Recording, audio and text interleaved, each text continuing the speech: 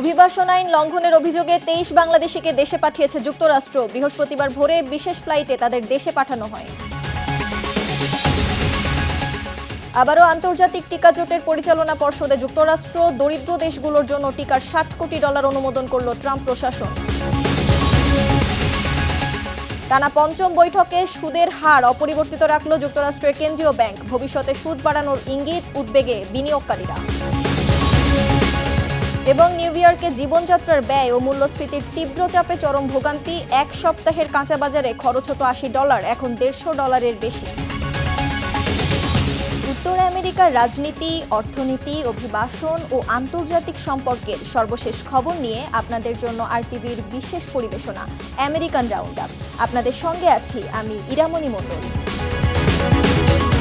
যুক্তরাষ্ট্রের অভিবাসন আইন লঙ্ঘনের অভিযোগে ২৩ জন বাংলাদেশি নাগরিককে দেশে ফেরত পাঠানো হয়েছে। বৃহস্পতিবার ভোরে ওমনি এয়ারের একটি বিশেষ ফ্লাইটে তারা ঢাকার হযরত শাহজালাল আন্তর্জাতিক বিমানবন্দরে পৌঁছান। জানা গেছে তারা প্রথমে মধ্যপ্রাচ্য, আফ্রিকা ও দক্ষিণ আমেরিকার বিভিন্ন দেশে কাজের উদ্দেশ্যে যান। পরবর্তীতে অবৈধ উপায়ে সীমান্ত পেরিয়ে যুক্তরাষ্ট্রে প্রবেশ করে কাজ শুরু করেন। তবে বৈধ কাগজপত্র না থাকায় তাদের বিরুদ্ধে আইনি ব্যবস্থা নেয় মার্কিন কর্তৃপক্ষ। প্রসঙ্গত, সাম্প্রতিক সময়ে অভিবাসন আইন লঙ্ঘনের অভিযোগে বিভিন্ন দেশ থেকে বাংলাদেশি নাগরিকদের দেশে ফেরত পাঠানোর ঘটনা অব্যাহত রয়েছে। বিশেষজ্ঞরা বিদেশে কর্মসংস্থানের ক্ষেত্রে বৈধ পথ অনুসরণ এবং সংশ্লিষ্ট দেশের অভিবাসন আইন কঠোরভাবে মেনে চলার উপর গুরুত্ব আরোপ করছেন। বিশ্বের দরিদ্র দেশগুলোতে টিকা সরবরাহের জন্য বৈশ্বিক জোট গ্যাভির আটকে রাখা $৬০ কোটি অনুদান অবশেষে মুক্ত করার ঘোষণা দিয়েছে মার্কিন ট্রাম্প প্রশাসন। এর আগে যুক্তরাষ্ট্রের স্বাস্থ্যমন্ত্রী রবার্ট এফ কেনেডি জুনিয়রের তোলা টিকার নিরাপত্তা সংক্রান্ত বিভিন্ন আপত্তির কারণে ওয়াশিংটন এই অর্থ সহায়তা স্থগিত রেখেছিল।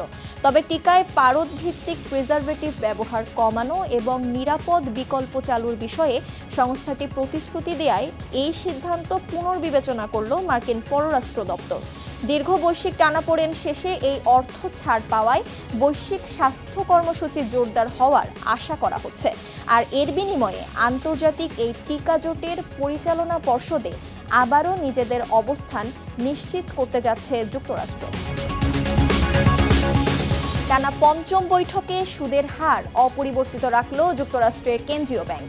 বুধবারের বৈঠকে সুদের হার ৩.৫ থেকে ৩.৭৫% মধ্যে রাখার সিদ্ধান্ত নেয় ফেডারেল রিজার্ভ। তবে মূল্যস্ফীতি নিয়ন্ত্রণে ভবিষ্যতে সুদ বাড়ানোর ইঙ্গিত দেয়ায় বিনিয়োগকারীদের মধ্যে উদ্বেগ তৈরি হয়েছে। বিশ্লেষকরা বলছেন, ফেডের এই কঠোর অবস্থান শেয়ার বাজার ও বন্ড মার্কেটে অস্থিরতা বাড়াতে পারে। নতুন ফেড চেয়ারম্যান কেভিন ওয়ার্শ জানিয়েছেন, মূল্যস্ফীতি কমাতে প্রয়োজন হলে পরবর্তী বৈঠকগুলোতে ব্যবস্থা নিতে পিছপা হবে না কেন্দ্রীয় ব্যাংক। এদিকে যুক্তরাষ্ট্র ইরান উত্তেজনা ও জ্বালানির দাম নিয়েও বাড়ছে বাজারের উদ্বেগ। যুক্তরাষ্ট্রের নিউ ইয়র্কে জীবনযাত্রার ব্যয় ও মূল্যস্ফীতির তীব্র চাপে চরম ভোগান্তিতে স্থানীয় ভোক্তারা। বিশেষ করে কুইন্সের জ্যাকসন হাইটসের গ্রোসারি দোকানগুলোতে চাল, ডাল, ডিম, মাছ ও মাংস সহ নিত্য প্রয়োজনীয় প্রায় সব পণ্যের দাম গত এক বছরে অস্বাভাবিক হারে বেড়েছে। পরিস্থিতি এমন পর্যায়ে পৌঁছেছে যে আগে $১০০ যে পরিমাণ কাঁচা বাজার করা যেত, এখন মিলছে তার চেয়ে অনেক কম পণ্য। সংশ্লিষ্টদের মতে, আগে যেখানে $৮০ এক সপ্তাহের কাঁচা বাজার সম্ভব ছিল, এখন সেখানে খরচ হচ্ছে $১৫০ বেশি। ফলে পরিবারগুলোর সামগ্রিক মাসিক ব্যয় প্রায় ৫০ থেকে ৬০% পর্যন্ত বেড়ে গেছে। অর্থনীতিবিদ ও বাজার বিশ্লেষকরা বলছেন, বিশ্বব্যাপী সরবরাহ শৃঙ্খলের ব্যয়, পরিবহন ও শ্রম খরচ বাড়ায় খুচরা বাজারে পণ্যের দাম চড়া স্তরে আটকে রয়েছে। ফলে সামগ্রিক মূল্যস্ফীতির গতি কিছুটা কমলেও বাজার দর দ্রুত আগের জায়গায় নেমে আসার কোনো সম্ভাবনা নেই। যুক্তরাষ্ট্রে নতুন গাড়ি কেনার ক্ষেত্রে দীর্ঘমেয়াদী ভাড়া বা লিজ নেয়ার প্রবণতা লক্ষণীয় হারে কমেছে।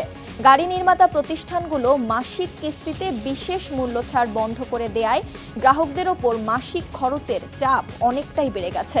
পরিসংখ্যান অনুযায়ী করোনা মহামারীর আগে যুক্তরাষ্ট্রের মোট নতুন গাড়ির প্রায় 30% লিজ নেওয়া হতো, যা চলতি বছর 23% নেমে এসেছে। কম খরচে লিজ পাওয়ার সুযোগ না থাকায় বাধ্য হয়ে অনেক ক্রেতাই এখন দীর্ঘমেয়াদী ব্যাংক লোন নিয়ে গাড়ি কিনছেন। এদিকে গাড়ি কোম্পানিগুলোর এই কড়াকড়ির ফলে পুরনো গাড়ির বাজারেও তীব্র যোগান সংকট তৈরি হয়েছে, যার প্রভাবে 3 বছরের ব্যবহৃত পুরনো গাড়ির দাম আগের তুলনায় প্রায় 43% পর্যন্ত বেড়ে গেছে। মার্কিন সুপ্রিম কোর্টে জরুরি ক্ষমতার আওতায় বসানো আমদানি শুল্ক বাতিল করে দেওয়ার পরও নতুন আইনি ধারায় শুল্ক আরোপের প্রস্তুতি নিচ্ছে ট্রাম্প প্রশাসন।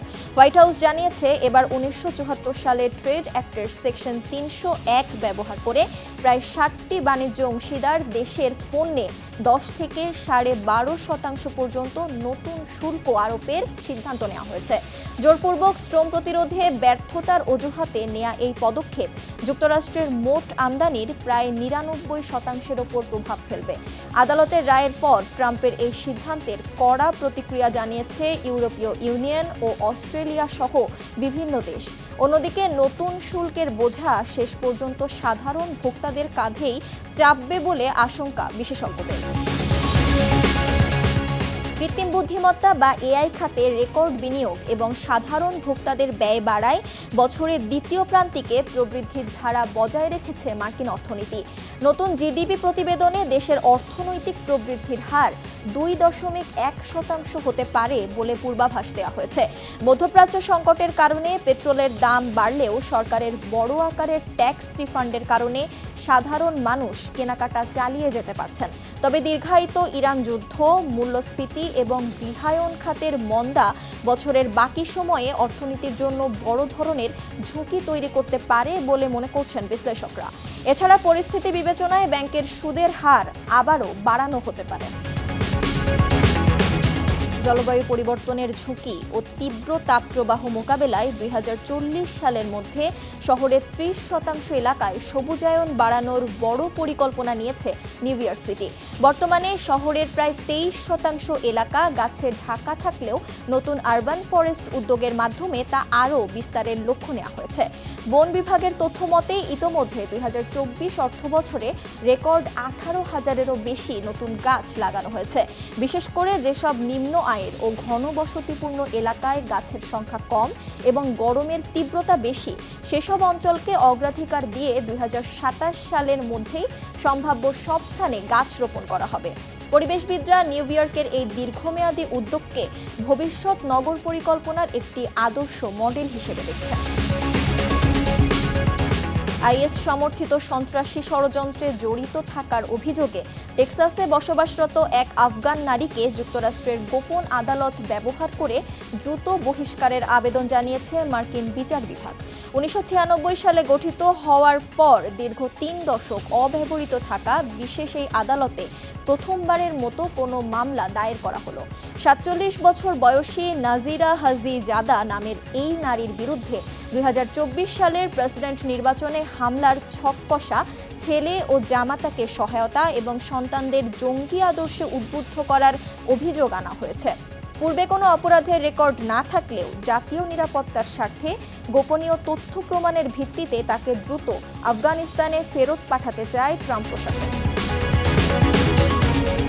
মার্কিন যুক্তরাষ্ট্রে অভিবাসন ব্যবস্থার বিচারকদের এখন থেকে আইনজীবী এবং তাদের মক্কেলদের আদালত অবমাননার দায়ে আর্থিক জরিমানা করার ক্ষমতা দেওয়ার প্রস্তাব করেছে মার্কিন বিচার বিভাগ। নতুন এই নিয়ম অনুযায়ী আদালতের আদেশ অমান্য করলে সর্বোচ্চ $3,500 পর্যন্ত জরিমানা করার সুযোগ রাখা হলেও সরকারি আইনজীবীদের এর আওতামুক্ত রাখা হয়েছে। তবে লাখ লাখ মামলার জট এবং আদালতের প্রশাসনিক সংকটের মধ্যে এমন একপেশে ক্ষমতা দেওয়ার আইনগত ভিত্তি নিয়ে মারাত্মক প্রশ্ন তুলেছেন বিশেষজ্ঞরা। তাদের মতে নির্বাহী বিভাগের অধীনে থাকা অভিবাসন আদালতের এমন জরিমানা করার সাংবিধানিক অধিকার নেই, বরং এটি মূলত দ্রুত বহিষ্কার প্রক্রিয়া সহজ করা এবং অভিবাসন আইনজীবীদের ভয় দেখানোর একটি নতুন রাজনৈতিক অপচেষ্টা। আটলান্টিক মহাসাগরের গুরুত্বপূর্ণ সমুদ্র স্রোত এএমওসি ধীরে ধীরে দুর্বল হয়ে পড়ছে। নতুন এক গবেষণায় এমন তথ্য উঠে এসেছে। গবেষকদের মতে এর প্রভাবে বিশ্বের বিভিন্ন অঞ্চলের আবহাওয়ায় পরিবর্তন আসতে পারে। ক্যালিফোর্নিয়ায় আরও শক্তিশালী ঝড় ও ভারী বৃষ্টিপাতের আশঙ্কাও বাড়তে পারে। বিজ্ঞানীরা বলছেন এএমওসি দুর্বল হলে উষ্ণ ও ঠান্ডা সমুদ্র পানির ভারসাম্য নষ্ট হয়। এতে উত্তর প্রশান্ত মহাসাগরের বাতাস আরও শক্তিশালী হয়ে পশ্চিম উপকূলে অ্যাটমসফেরিক রিভার নামে পরিচিত আর্দ্র বায়ুপ্রবাহ বাড়াতে পারে। এর ফলে ঘন ঘন বন্যা, আকস্মিক বন্যা, অতি ভারী বৃষ্টিপাত এবং তুষারপাতের ঝুঁকি বাড়তে পারে। তবে গবেষকদের মতে ভবিষ্যতে ঝড়ের তীব্রতা কোথায় আঘাত হানবে তা এখনই নির্ভুলভাবে পূর্বাভাস দেয়া কঠিন। যুক্তরাষ্ট্রের 18 বছর বয়সী নোলান ওয়েলসের মৃত্যুর কারণ জানতে তার পরিবার আদালতের মাধ্যমে Facebook, Instagram, WhatsApp, Snapchat, TikTok ও লাইভ 360 অ্যাপের কাছে তথ্য চেয়েছে। তারা নোলানের বার্তা, ছবি, ভিডিও এবং মোবাইলের অবস্থানের তথ্য সংগ্রহ করতে চায়। গত 4 জুলাই বন্ধুদের সঙ্গে ঘুরতে গিয়ে নোলান নিখোঁজ হন। 6 জুলাই তার মরদেহ উদ্ধার করা হয়। পুলিশ বলছে প্রাথমিকভাবে এটি পানিতে ডুবে মৃত্যুর ঘটনা বলে মনে হলেও তদন্ত এখনও শেষ হয়নি। নোলানের মা অভিযোগ করেছেন ফোনটি ফিরে পাওয়ার সময় কিছু বার্তা ও স্ন্যাপচ্যাটের তথ্য মুছে ফেলা ছিল। তাই পরিবার পুরো ঘটনার সত্যতা জানতে চায়। এ পর্যন্তই আমেরিকান রাউন্ড আপ। উত্তর আমেরিকার গুরুত্বপূর্ণ সব আপডেট পেতে আরটিভির সাথেই থাকুন। মতামত জানান আরটিভির সামাজিক যোগাযোগ মাধ্যমে। সবাই ভালো থাকুন।